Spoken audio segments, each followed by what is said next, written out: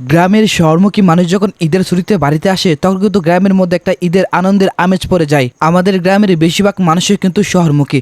যখন তারা ঈদের ছুটিতে বাড়িতে আসে তখন কিন্তু তারা খেলাধুলায় মেতে ওঠে। তাই আমরা তাদেরকে নিয়ে একটা খেলাধুলার আয়োজন করলাম। ঈদের দিন খেলা হবে। খেলা শেষ করে আমরা সবাই মিলে ছোট্টখাটো একটা খাওয়ার আয়োজনও করলাম। আসসালামু আলাইকুম। আজকে ঈদের দিন আমরা খুব সকালে মাঠটাকে খুব সুন্দর করে পরিষ্কার করলাম, কারণ আমাদের খেলার জন্য কোনো মাঠ নেই। তাই আমরা চাচ্ছিলাম আমাদের খেলার যে স্কুলের মাঠটা ছিল সেটা সুন্দর করে পরিষ্কার করে এখানে একটা মাঠ দিব। যেই কথা সেই কাজ। তাই আমরা খুব ভোরে চলে আসলাম এই মাঠে, কারণ এখন যদি আমরা মাঠটা না দেই তাহলে কিন্তু আমরা বিকালে খেলতে পারবো না। তাই ঈদের নামাজের আগেই এই মাঠটাকে আমাদের প্রস্তুত করতে হবে। তাই অবশ্যই একজন দক্ষ মামা আমাদের এখানে ছিল, যিনি খুব সুন্দরভাবে এই মাঠটাকে পরিষ্কার করছে এবং সে খুব নিখুঁতভাবে এই মাঠটাকে তৈরি করছে। আকবর মামা খুব সুন্দর করে এটিকে খেলার মাঠ তৈরি করতে পারে।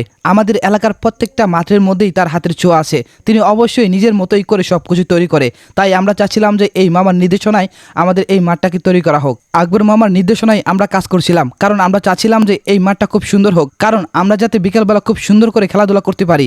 কারণ ঈদের মধ্যে অনেক মানুষই তো বাড়িতে এসেছে।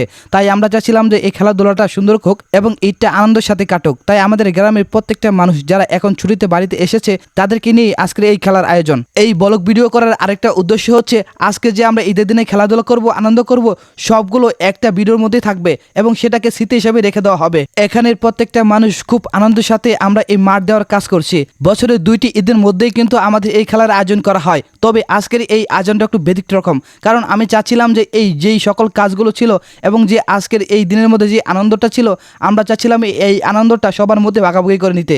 তাই আমাদের এখানের প্রত্যেকটা মানুষ খুব নিখুঁতভাবে এই কাজগুলো করেছিল, যাতে বিকালবেলা আমাদের সবাই মিলে খেলাধুলার আয়োজনটা খুব সুন্দর হয়। এছাড়া আমাদের এলাকার মানুষকে খুব সহজে একটা পাওয়া যায় না। তাই আমাদের এলাকার যত পোলাপান ছিল সব কিন্তু ঈদের ছুটিতে বাড়িতে আসে। আর এদিকে মামা মাপ দিয়ে পিসটা দেখছে কতটুক দেওয়া যায়। মামা খুব সুন্দর করে সবকিছুই কাজ নিখুঁতভাবে করে থাকে।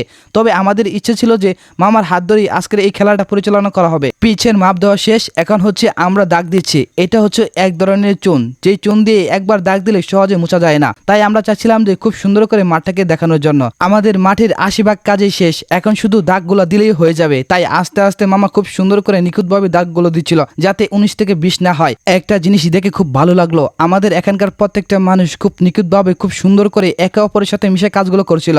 আমাদের গ্রামের বেশিরভাগ মানুষই যেহেতু শহরে থাকে, তাই আমাদের গ্রামে তেমন খেলাধুলা হয় না। প্রতি ঈদে আমাদের গ্রামের মানুষ যখন শহর থেকে গ্রামে আসে তখন চাই তাদেরকে নিয়ে একটা খেলাধুলার আয়োজন করতে, কারণ ঈদের আনন্দটা সবার মধ্যে ভাগাভাগি করে দিতে চাই। তাই আমরা চাই প্রত্যেকটা ঈদের মধ্যে একটা খেলার আয়োজন করতে। এদিক দিয়ে আমাদের মাঠের কাজ প্রায় শেষ, তাই আমাদের পিচের মাঝখানে এখন ঈদ মোবারক লিখে আমরা বাসায় চলে যাব, কারণ নামাজের সময় হয়ে গেছে। যেহেতু আমাদের গ্রামে ঈদের নামাজ ৯টায় দিয়েছে, তাই আমরা খুব সকালে ঘুম থেকে উঠে এই কাজগুলো করেছিলাম। কাজ করতে করতে প্রায় ৯টায় বেজে গেছে, তাই আমাদের কাজ এখানে শেষ করে বাসায় চলে আসলাম। দুঃখিত, আপনাদেরকে খেলাধুলা ভিডিওটা দেখাতে পারছিলাম না, কারণ তখন আমরা খেলছিলাম, যার কারণে আমি ভুলেই গিয়েছিলাম যে আজকে এই ভিডিওটা করা হবে শুধু স্মৃতি হিসেবে রাখার জন্য। এদিক দিয়ে আমাদের গ্রামের বড় ভাই এবং ছোট ভাইদের নিয়ে একটা খাওয়ার আয়োজন করলাম। এমনি সাধারণত গ্রামের সমানে পোলাপাইন পাওয়া যায় না, যখন ঈদের ছুটিতে তারা বাড়িতে আসে তখন কিন্তু এই আয়োজনটা আমরা করে থাকি। যাই হোক, খাওয়াটা যেমনই হোক না কেন, এখানে সবাই মিলে একসাথে আনন্দের সাথে রান্নাবান্না করেছে, এটাই অনেক কিছু। তাই আমরা সবাই মিলে এই রান্নার কাজটার জন্য সাহায্য করেছিলাম, কারণ আমরা চাচ্ছিলাম যে এই রান্নার কাজটা আমরা নিজেরা করতে। কিন্তু হঠাৎ করে মনে হলো